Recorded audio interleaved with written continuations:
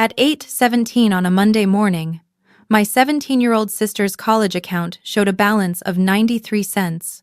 By lunch, my husband had admitted that he had taken every dollar, forged my authorization on a loan against the farmhouse our mother left us, and used the money to build a wedding venue with the woman carrying his child. That evening, the woman's husband placed a certified property deed on the table between us and said, "Do not stop their grand opening on Saturday. Let them cut the ribbon. At noon, every dollar they stole will become evidence. My name is Willa Monroe." I was 29 years old, lived outside Charlotte, North Carolina, and managed operations for a pediatric clinic where one missing signature could delay a child's treatment or cost the practice thousands of dollars. I was not a detective, a lawyer, or a financial genius. I was simply organized because too many people depended on me, including my younger sister, May. Our mother died when May was 12 and I was 24.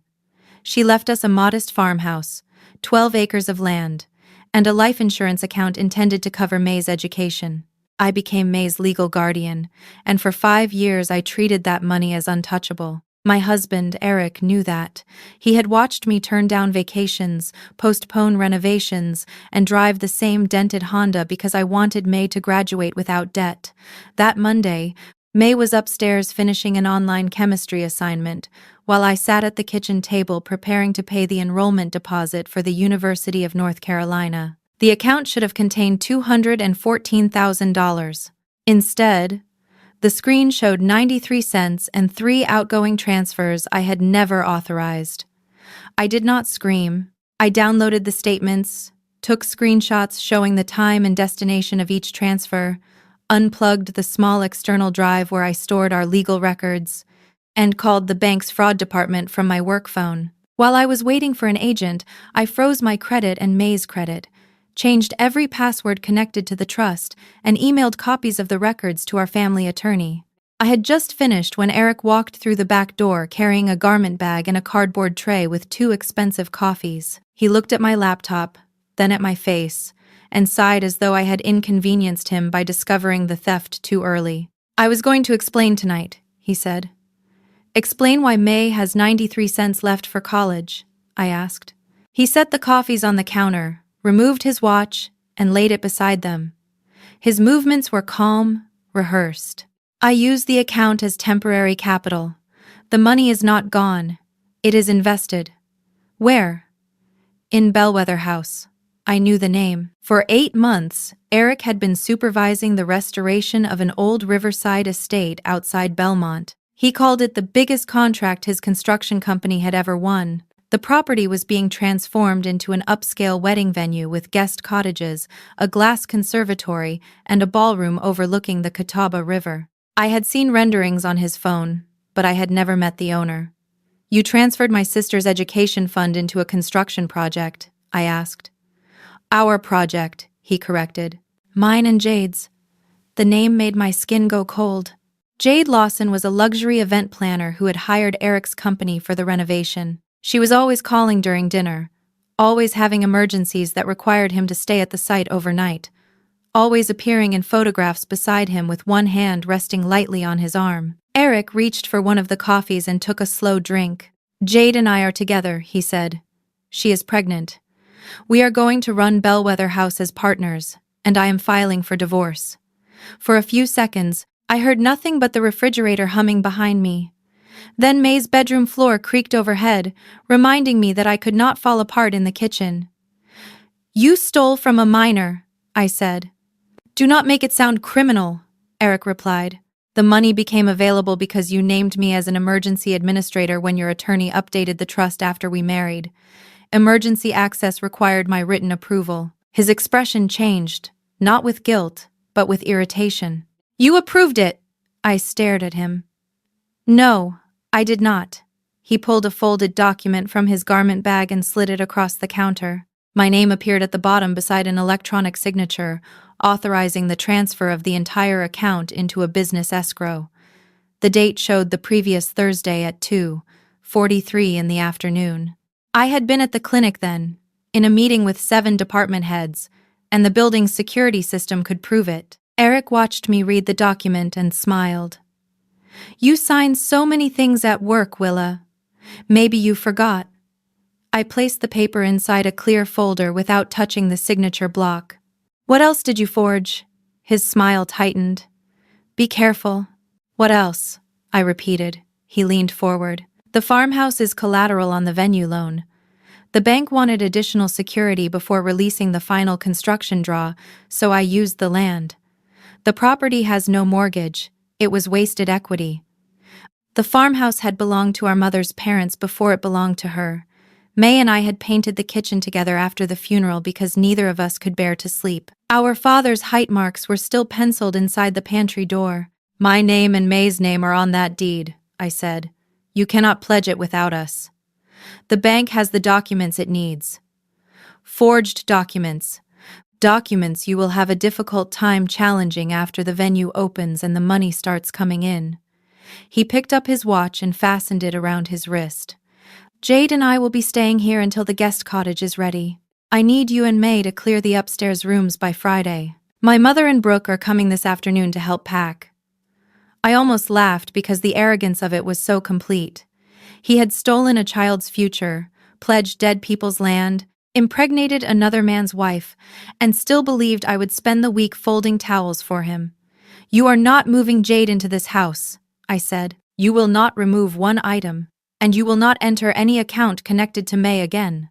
You do not have the money to fight me, he answered. That is the point.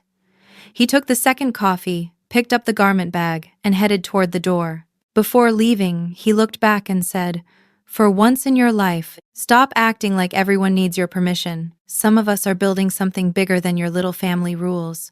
The door closed behind him.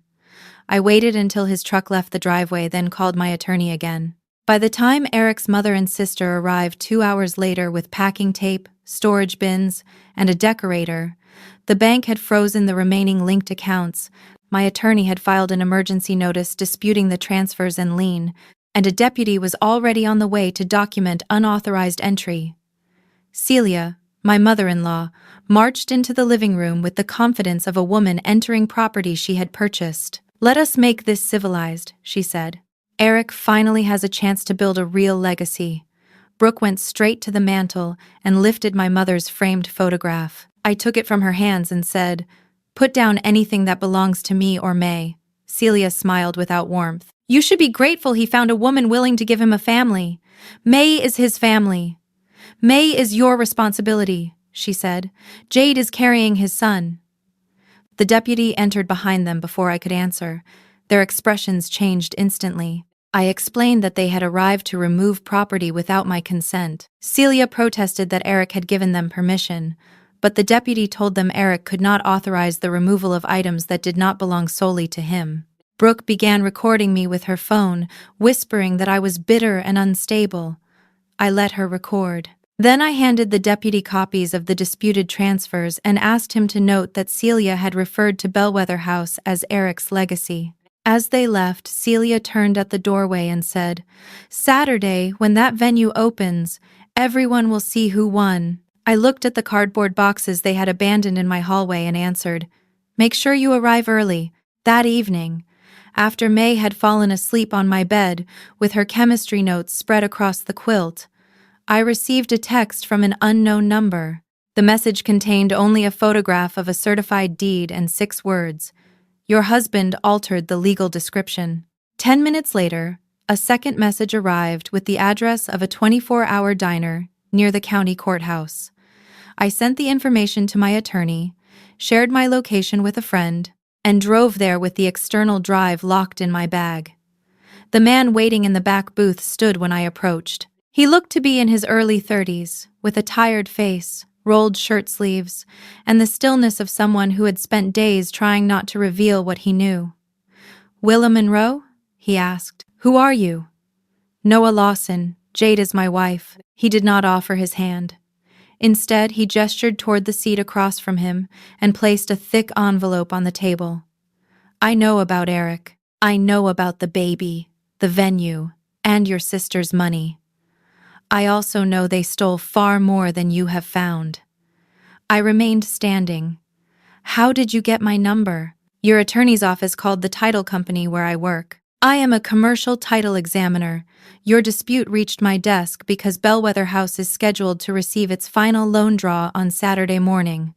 I sat down, but I kept my bag on my lap. Noah opened the envelope and removed 3 documents. The first was the original deed to Bellweather House. The second was a revised survey. The third was a loan exhibit listing my family's farmhouse as additional collateral. On the revised survey, someone had changed 2 parcel numbers and extended the Bellweather boundary across a narrow strip of county-owned conservation land. They did not only forge your signature, Noah said. They changed the legal description to make the venue appear larger and more valuable. The bank approved the loan based on acreage they do not own, your farmhouse, and invoices for work that was never performed. How much? The total construction and operating facility is $1.3 million. $214,000 came from May's account. $640,000 is secured against your farmhouse. The rest is tied to vendor invoices submitted by companies connected to Eric's mother and sister. He showed me registration records for 3 limited liability companies. One belonged to Celia, another listed Brooke's boyfriend as manager. The third shared an address with Jade's planning office. Each company had billed Bellweather House for furniture, landscaping, kitchen equipment, or marketing services. Some invoices duplicated work that legitimate contractors had already completed. Others described items that did not exist. Jade left copies on our home printer, Noah said. I thought she was hiding an affair, so I checked the call records. Then I saw the invoice numbers. She used my laptop one night and saved a folder to the desktop. By the time I understood what it was, they had already moved the money. Why have you not confronted her? Because she believes I know nothing, and because the final draw changes everything. Until Saturday, they can claim accounting errors, abandoned vendors, misunderstood authorizations, and incomplete records. At the grand opening, Eric and Jade must sign a completion certificate in front of the lender. They will personally swear that all listed work was performed, all collateral owners consented, and no related party payments were concealed. If they sign after receiving the final payout, the bank's fraud team will have a complete chain. I studied him, trying to separate useful information from the anger of a betrayed husband. You expect me to trust you because we were cheated on by the same 2 people? No, he said. I expect you to verify everything through your attorney. I have already given copies to the lender and the State Financial Crimes Unit. I am not asking you to lie, sign anything, or bait them into a crime. They built this themselves. I am asking you not to warn them before Saturday. And the workers? I asked. The caterers, cleaners, servers, and contractors who expect to be paid? For the first time, his expression softened. The lender separated enough legitimate funds to pay verified vendors and employees. The hold will target the disputed draw and the fraudulent companies. I insisted on that before I agreed to cooperate. Why? My father owned a roofing business, he said. When a developer disappeared with the money, 12 men went unpaid for 6 weeks. I will not use innocent workers as scenery for revenge. That answer mattered more to me than anything else he had said. I opened my laptop and began photographing the documents. Noah waited without rushing me. After several minutes, he pushed a final page across the table. It was a list of scheduled events at Bellweather House. Saturday's grand opening began at 10. At 11:45, Eric and Jade would sign the completion certificate. At noon, they planned to announce their business partnership, the pregnancy, and their intention to hold the first wedding at the venue themselves after our divorces were finalized. Beside the schedule was a private note copied from Jade's phone. Once the draw clears, transfer my share and leave Eric holding the loan. I looked up. She is planning to betray him too. Noah nodded. She created a private company in Tennessee 3 weeks ago. The Monday after opening, she intends to wire $300,000 into it and disappear. Eric believes they are building a life together. Jade believes Eric will take the blame for every forged document. Does he know she is still married to you? He knows. He also knows our divorce petition has not even been filed. I sat back and felt the entire shape of the scheme change. Eric thought he was using Jade to become wealthy. Jade thought she was using Eric as a disposable signature. Celia and Brooke thought they were being rewarded for loyalty. None of them understood that the person beside them had already selected them as the sacrifice. "Why tell me about her plan to leave him?"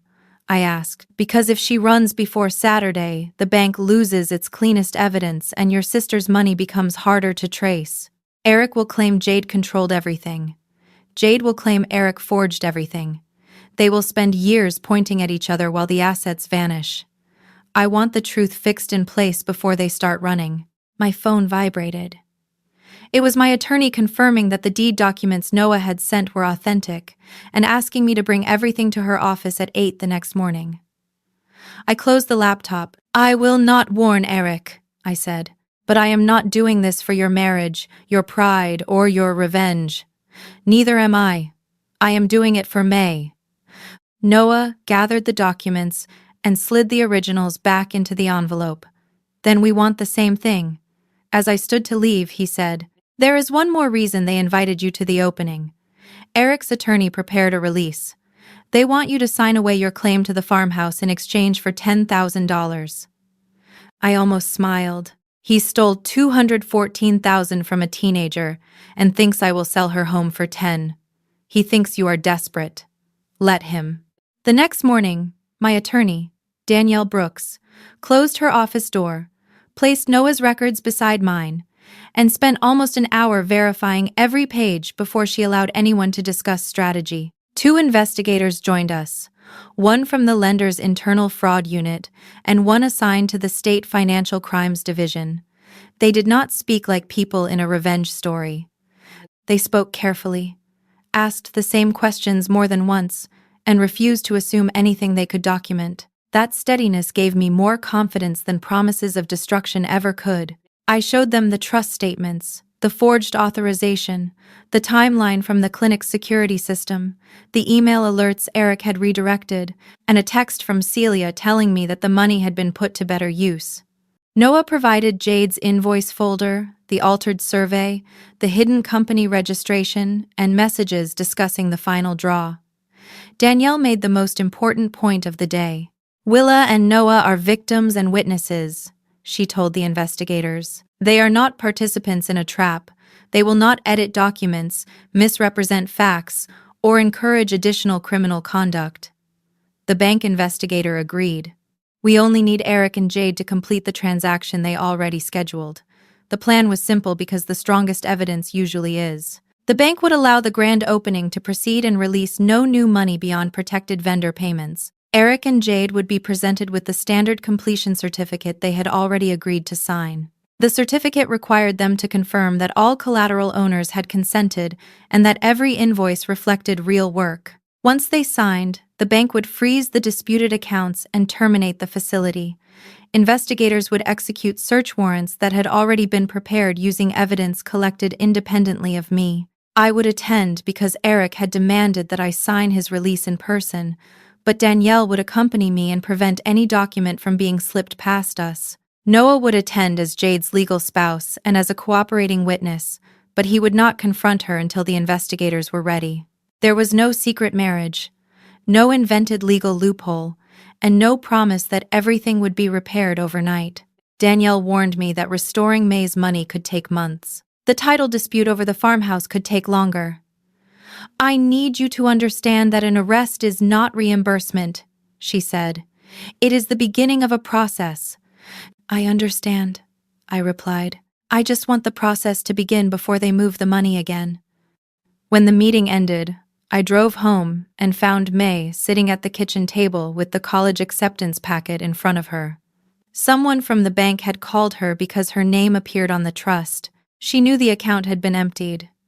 "I can go somewhere cheaper," she said before I could sit down, "or I can work for a year. I do not need the money right now." She spoke too quickly, trying to make my fear smaller. I knelt beside her chair. "This is not your debt to carry. You and Eric are getting divorced because of me. Eric and I are getting divorced because he made choices that have nothing to do with you." Her eyes filled. "Mom trusted you with everything." That sentence broke the restraint I had held since Monday. I put my arms around her and cried into her shoulder, not because I regretted protecting her, but because for one terrible moment I felt that I had failed the promise I made at our mother's hospital bed. May held me until my breathing steadied. Then I told her the truth in language she could understand. Eric had taken the money. The bank was investigating. The farmhouse was still ours, unless a court said otherwise. Her college had granted an extension on the deposit after Danielle contacted them. None of it was guaranteed to end quickly, but we were not alone, and we were not leaving. May wiped her face and asked, "What do you need me to do?" "Finish chemistry," I said. "That is the only job I am giving you." That afternoon, Eric called for the first time since Monday. I answered with Danielle listening on another line. "I heard you are making noise at the bank," he said. "I reported unauthorized transfers. You are going to ruin the opening. If your paperwork is legitimate, my report should not matter." He was silent for a beat. "My attorney is bringing the release Saturday. Sign it and you get $10,000. Refuse and the venue's lawyers will bury you until May is 30. Send the document to Danielle. I want you there in person." "Why?" "Because my mother invited half the county, and I do not want people saying I abandoned you with nothing. Sign the paper, take the check, and let everyone see that we handled this like adults." I realized then that he did not merely want my signature. He wanted my presence as proof of his power. He wanted me standing beneath the chandeliers bought with stolen money while he announced his new family. "I will be there," I said. His relief came through the phone as arrogance. "Wear something appropriate. Bellweather House is not your clinic." After he hung up, Danielle said, "You are not signing anything without me reading it." "I know. And you are not improvising some dramatic speech." "I know. Willa, look at me." I did. "Saturday is evidence, not theater." I understood what she meant, but Eric had already chosen the stage. Saturday morning arrived clear and warm, with sunlight flashing across the river behind Bellweather House. The estate looked magnificent from the road. White columns framed the entrance. New stone terraces stepped down toward the water, and hundreds of pale flowers covered the railings. Valets in black jackets directed luxury cars onto a lawn that did not legally belong to the venue. I arrived with Danielle at 10:30. She wore a navy suit and carried a slim document case. I wore the green dress my mother bought me for my nursing school graduation before I changed careers, the last expensive thing she had ever given me. I did not dress to look defeated or dangerous. I dressed like myself. Inside, nearly 200 guests circulated beneath crystal chandeliers while a string quartet played near the staircase. Contractors stood with their spouses. Local business owners admired the ballroom. A photographer directed guests toward a flower wall displaying the gold initials E and J. At the far end of the room, Eric wore a cream-colored suit and held Jade's hand against her pregnant stomach. Celia stood beside them in silver silk, welcoming guests as if Bellweather House had been in her family for generations. Brooke filmed everything for social media. When Celia saw me, her smile became almost radiant. "You came," she said. "I told Eric you would eventually understand." "Where is the release?" Danielle asked. Celia's expression tightened. "Must everything be legal with you people?" "Today, yes." Eric approached, slipping one arm around Jade's waist. "Willa, this is Jade. I do not believe you have officially met." Jade looked at me with a polished sympathy that felt more insulting than contempt. "I am sorry the transition was painful," she said. "Eric and I never intended to hurt anyone. You transferred money from my sister's trust," I replied. Her smile flickered. Eric stepped between us. "That is exactly why the lawyers are here. We are resolving it." He guided us toward a private room off the ballroom, where his attorney waited beside a stack of documents. The release offered $10,000 in exchange for my surrendering every claim connected to the farmhouse, Bellweather House, the business escrow, and the transferred funds. Danielle read it once, closed the folder, and pushed it back. "No." Eric stared at me. "You said you were coming to sign." "I said I was coming." His attorney cleared his throat. "The offer expires at noon." "Then it expires at noon," Danielle answered. Eric leaned toward me, lowering his voice. "Do not embarrass yourself out there. You have no money, no case, and no idea how much this project is worth." Before I could answer, A venue employee entered and reminded him that the lender's representative was ready for the completion signing. Eric straightened his jacket. "Stay," he said. "Watch what happens when people stop being afraid to take risks." We followed him back into the ballroom where a small table had been arranged beneath the staircase. The lender's representative stood behind it with 2 certificates and a black pen. At 11:44, the musicians stopped playing.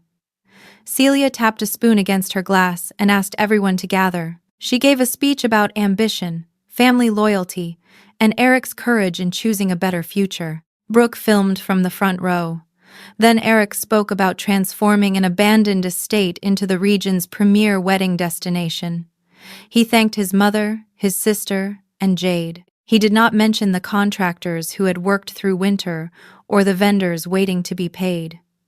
Finally, he announced that he and Jade intended to marry at Bellweather House after their divorces were finalized. At least he had learned not to claim the courthouse was open for people who already had spouses. The crowd applauded. The lender's representative handed Eric the first certificate. "This confirms that all work represented in the final draw request has been completed. All invoices are accurate, no undisclosed related party vendors were used, and every collateral owner provided valid authorization," she said. "Do you understand?" Eric glanced toward me, then signed with a broad flourish. Jade signed beneath him. The representative asked them to initial the page listing the farmhouse and the corrected acreage. Jade hesitated for less than a second. Eric whispered something, and she initialed. The ballroom clock changed to 11:48. The representative placed the documents inside a folder and stepped away from the table. Eric lifted a glass of champagne. "To Bellweather House," he said. Before the guests could answer, every phone belonging to Eric, Jade, Celia, and Brooke vibrated at nearly the same time. Eric looked at his screen. The color left his face. "What is this?" he demanded. Jade checked her phone and whispered, "The operating account is frozen." Celia pushed through the crowd. "My business account too." Brooke stared at her screen. "Why does it say legal hold?" The ballroom doors opened. Noah entered first, not in a tuxedo but in a gray suit, accompanied by the bank's fraud investigator and 4 officers wearing jackets marked State Financial Crimes Division. Jade's champagne glass slipped from her fingers and shattered on the floor. Eric looked from Noah to me, finally understanding that the 2 abandoned spouses had not spent the week mourning separately. Noah stopped several feet from Jade. "The private transfer you scheduled for Monday has been blocked," he said. "The Tennessee company, the hidden escrow, all of it." Eric turned toward her. "What private transfer?" Jade's eyes moved rapidly through the room, searching for a door that was not occupied. "He is lying." The bank investigator stepped forward. "Mr. Monroe and Mrs. Lawson, we have warrants authorizing the seizure of business records, computers, and mobile devices connected to Bellweather House and the associated vendor companies. The lender has terminated the construction facility based on suspected bank fraud, forged collateral authorization, false invoices, and misappropriation of trust funds." Guests began whispering. Contractors stared at Eric. Celia shouted that it was a misunderstanding, but the investigator told the crowd that verified payroll and vendor obligations had been protected and would be processed separately. The innocent people would be paid. The fraudulent companies would not. Eric pointed at Jade. She handled the invoices. She told me the trust transfer was legal. Jade laughed once, sharp and desperate. "You forged your wife's name. You signed every draw. Because you said Noah would never find out. You used your own family's companies." Celia grabbed Eric's arm. "Do not say another word." Brooke lowered her phone, but one of the officers asked her to preserve the recording and surrender the device under the warrant. The celebration collapsed in less than 3 minutes. The flower wall still glowed behind them. The cake remained untouched. On the terrace, guests could see deputies placing evidence boxes in the back of unmarked vehicles. Eric pushed away from his mother and came toward me. An officer stepped between us. "You did this," Eric said. "You destroyed everything." "I reported what you took. You could have come to me." "I did. Monday morning. You told me I had no money to fight you." He looked at Danielle, then Noah, then the lender's representative holding the certificate he had just signed. His confidence did not vanish all at once. It cracked in stages as each part of the truth reached him. Jade had planned to leave him. His mother's company had been exposed. His sister's invoices were frozen. The farmhouse lien was disputed. The final draw had never reached his account. Every person he believed he controlled had either used him or documented him. "What happens to the venue?" a contractor called from the crowd. The bank investigator answered, "A receiver will secure the property while ownership and creditor claims are reviewed. Legitimate contractors will receive instructions by Monday." That mattered. This was not a fire meant to burn everyone nearby. It was a line drawn around the people who had lit it. Jade tried to leave through a side door and was stopped. Eric began shouting that the bank had encouraged the project. Celia accused me of persecuting a pregnant woman. Noah did not raise his voice. He simply handed an officer the phone containing Jade's scheduled transfer. Then he looked at her and said, "I filed for divorce yesterday. You will receive the papers through counsel." I felt no triumph when Jade started crying. I felt no joy when officers separated Eric from his mother. What I felt was release. For 6 days they had spoken as though money gave them the authority to rewrite every relationship around them. Now facts were speaking, and facts did not care who looked impressive beneath a chandelier. As Eric was escorted toward the doors, he looked back and said, "Willa, tell them I was going to pay May back." May was not there to hear him. I had made sure of that. I answered, "You can tell the court." 3 months later, May's accounts still had not been fully restored, but the balance no longer read 93 cents. The bank's insurer returned the original $214,000 after its investigation confirmed that the authorization had been forged. The disputed loan against the farmhouse was suspended, then voided after a judge found that neither May nor I had consented to the lien. Bellweather House entered receivership. The venue remained closed for 6 weeks, then reopened under temporary management, so existing couples would not lose their weddings, and local employees could keep their jobs. Every legitimate contractor received payment from the protected funds. Celia and Brooke were not carried away from the grand opening in handcuffs, despite the dramatic version people repeated online. They were investigated, ordered to surrender business records, and eventually charged for submitting false invoices. Celia agreed to repay the money her company received and sold her vacation property to do it. Brooke entered a plea that included restitution and probation. They stopped posting about legacy. Jade and Eric faced more serious charges because the trust transfer, false collateral documents, and interstate electronic payments connected the entire scheme. Their attorneys blamed each other for months. Jade claimed Eric had controlled the finances. Eric claimed Jade had designed the shell companies. Their messages and signed certificates contradicted both stories. Noah and I met only when the case required it. We gave statements, reviewed records, and answered the same questions until there was nothing left to clarify. There were no secret hotel rooms, no instant romance, and no agreement to turn betrayal into a relationship before either marriage had legally ended. We had both learned what happens when loneliness is mistaken for trust. May began college in August. On move-in day, she placed a framed photograph of our mother on her desk, then turned to me and said, "You know I would have been okay without the money." "I know," I answered. "That was never the point. The point was that someone had looked at her future and treated it as available cash. The point was that protecting her required more than anger. It required records, patience, and people willing to follow the process, even when revenge would have felt faster." After we carried the last box into her dorm, I drove home alone and sat on the farmhouse porch until sunset. For the first time since Monday morning, the house did not feel like evidence. It felt like home again. 7 months after the grand opening, my divorce became final. Eric pleaded guilty to bank fraud, wire fraud, and theft involving May's trust. The judge did not sentence him because he cheated on me, humiliated me, or chose another woman. The court sentenced him for the documents he signed and the money he moved. That distinction mattered to me. Betrayal had broken our marriage, but his belief that love excused theft had destroyed his future. Jade accepted a separate plea and surrendered the private account she had created to abandon him. Bellweather House was eventually sold to a regional hospitality company. Part of the sale covered creditor claims and restitution. Another portion funded the legitimate vendor payments that had been protected from the beginning. I kept the farmhouse and returned to my ordinary life at the clinic, though ordinary no longer felt small.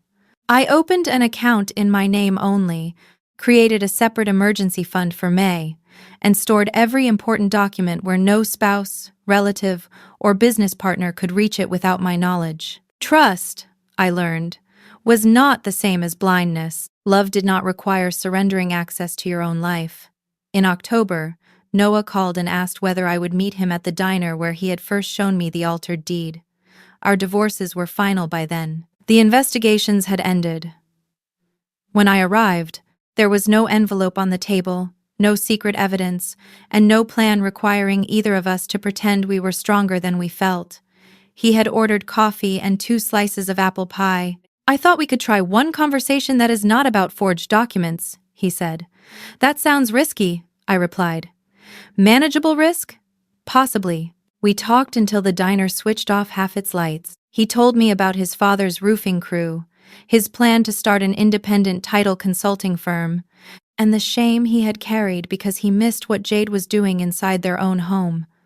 I told him about my mother, May, and the 93 cents that still appeared in my dreams whenever I was afraid. He did not promise me millions or ask me to sign anything. Before we left, he asked whether I wanted to have dinner the following Friday.